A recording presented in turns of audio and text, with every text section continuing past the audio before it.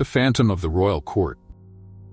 The Royal Court of Ravenwood was once the pinnacle of grandeur and power, nestled deep within a dense forest where the whispers of trees seemed to guard its ancient secret.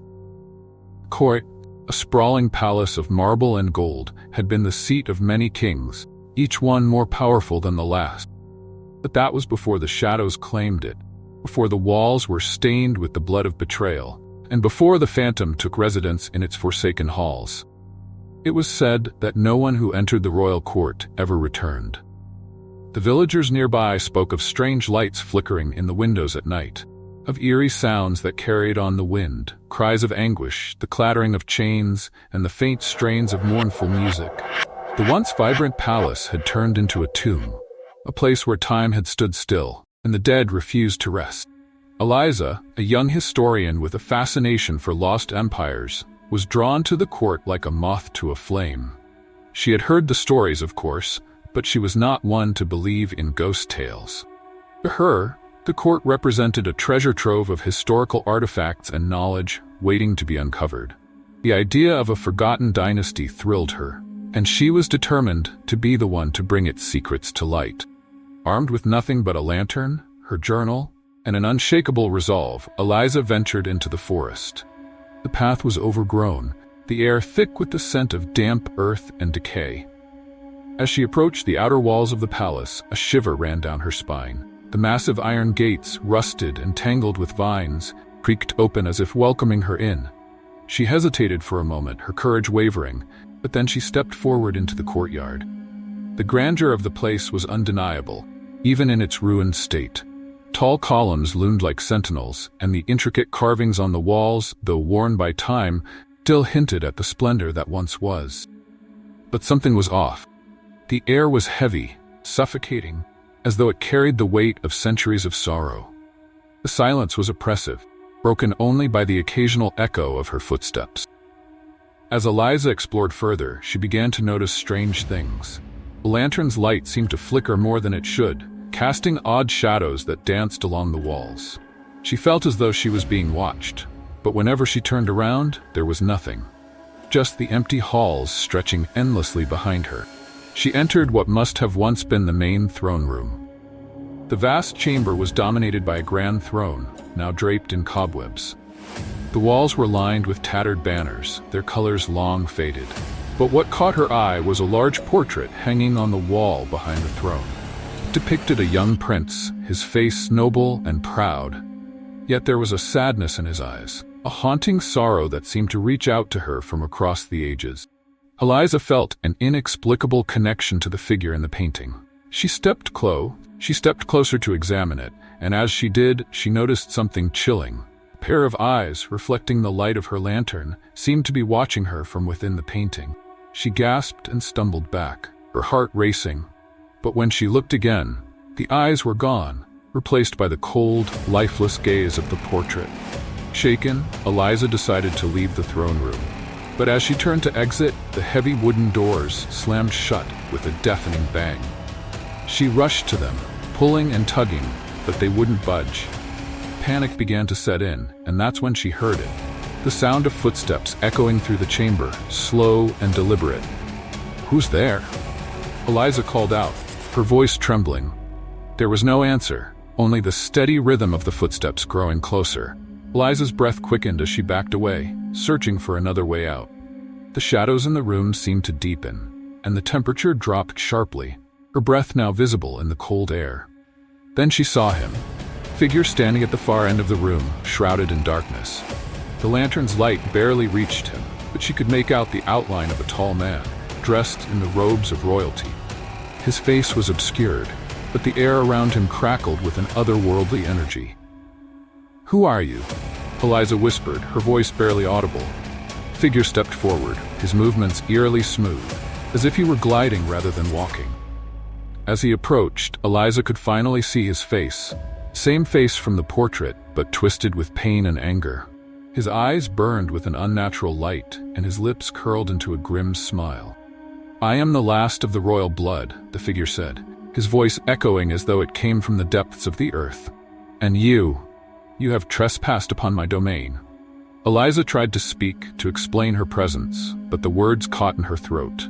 The Phantom Prince raised a hand, and Eliza felt an invisible force grip her, lifting her off the ground. She gasped for air, her body frozen in place, as the Phantom's eyes bore into hers. "You seek knowledge," continued, his tone mocking. "But knowledge comes at a price. Do you wish to know the truth of this place? Truth of my torment?"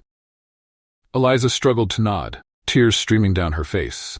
Phantom released her, and she fell to the floor, gasping for breath. "Very well," the Phantom said, voice cold. "I will show you." The room began to spin, the walls dissolving into darkness. Eliza felt herself being pulled into a void, and then she was standing in a different time, a different place. The throne room was no longer a ruin, it was restored to its former glory, filled with courtiers and nobles, their faces bright with laughter. But there was something wrong. The joy in the room was hollow, forced, and at the center of it all sat the prince, his eyes scanning the room with suspicion. Eliza realized that she was witnessing the moment before the fall, the moment when the prince was betray her. She watched in horror as the events unfolded.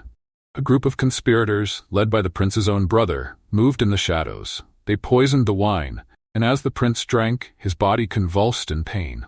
Courtiers watched in stunned silence, too afraid to act, as the prince fell to the ground, his life draining away. The vision shifted again, and Eliza was now standing in a dark, cold room. The prince's body lay on a stone slab, his once proud features twisted in death. The brother stood over him, a cruel smile on his lips. "Rest in peace, dear brother," the traitor whispered, though his tone was anything but kind. "The throne is mine now." But as he turned to leave, the prince's eyes snapped open, glowing with an unholy light. The room filled with a deafening roar as the spirit of the prince rose from his body, his form now a twisted, vengeful apparition. "I will never rest," the Phantom hissed. "You have condemned us all." The vision faded, and Eliza found herself back in the ruined throne room, her body shaking with fear. The Phantom stood before her, his form flickering like a dying flame. "Do you see now?" he asked, his voice filled with despair. "I am cursed to relive that moment, to wander these halls for eternity, seeking justice that will never come." Eliza could barely speak, her mind reeling from the horror she had witnessed. "Is there no way to free you?" The Phantom's gaze softened for a moment, and he seemed almost human again. "There is one way," he said, "but it is not without cost." "Tell me," Eliza urged. "I will do anything." The Phantom hesitated, then nodded. "You must take my place. Only a living soul can break the curse. If you stay here willingly, my spirit will be freed, but you will be bound to this palace to suffer as I have suffered." Eliza's heart pounded in her chest. The thought of being trapped here in this haunted place for all eternity was terrifying. But the Phantom's sorrowful eyes pleaded with her, and she knew she couldn't leave him to this fate. "I will do it," Eliza whispered, her voice trembling. "I will take your place." The Phantom looked at her with something akin to gratitude. He reached out, and as his hand touched hers, a searing pain shot through her body. She felt her soul being pulled from her, her life force draining away. As the last of her energy faded, she saw the Phantom's form begin to dissolve, his features softening into peace. "Thank you," he whispered, his voice barely audible. "May you find the strength to endure." And then he was gone, leaving Eliza alone in the darkness. The palace was silent once more, but it was not the silence of death. It was the silence of something new, something waiting. Eliza could feel the curse wrapping around her, binding her to the royal court, making her the new guardian of its secrets. She stood, her body now a mere shadow of its former self, and looked around the throne room. The portrait of the prince was gone, replaced by an empty frame. Eliza realized with a start that she was now part of the court, part of its tragic history. The gates of the palace creaked open once more, and Eliza knew that someday, someone else would come seeking answers. And she would be there, waiting in the shadows, to tell them the tale of the Phantom of the royal court, a tale that was now her own. This story of Eliza's encounter with the Phantom Prince blends elements of suspense, tragedy, and the supernatural, weaving a haunting tale that lingers long after the last word is read. Eliza stood alone in the darkened throne room, the weight of her new existence settling upon her like a heavy shroud. The echoes of the Phantom Prince's final words reverberated in her mind, a chilling reminder of the choice she had made. She could feel the curse of the palace tightening its grip on her soul, binding her to the ancient walls and the forgotten history of the royal court. The lantern in her hand flickered one last time before extinguishing completely, leaving her in pitch darkness. Yet, despite the absence of light, she could see everything clearly. The throne, the tattered banners, the cold stone floors. It was as if the palace had become a part of her, and she, part of it. The walls seemed to pulse with a life of their own, and she could hear the distant whispers of those who had perished within these halls, their voices mingling with her thoughts. Eliza wandered through the endless corridors, her steps silent on the ancient stones. She passed through room after room, each one a frozen tableau of the court's past. In the dining hall, long-abandoned plates and goblets were still laid out as if awaiting a feast that would never come. In the royal chambers, the bed was neatly made, but the sheets were stained with the blood of forgotten battles and betrayals. As she explored, Eliza felt the presence of the other spirits, faint, distant echoes of those who had been trapped here long before her. They drifted through the palace like wisps of smoke, their forms barely distinguishable from the shadows that clung to every corner. They did not speak to her, but their sorrow and despair were palpable. Constant undercurrent threatened to overwhelm her. Time lost all meaning within the palace. Days, weeks, perhaps even years passed by unnoticed as Eliza roamed the halls, reliving the memories of the court over and over again. She witnessed the rise and fall of kings, the bitter rivalries and alliances, the love and loss that had shaped the fate of the royal family.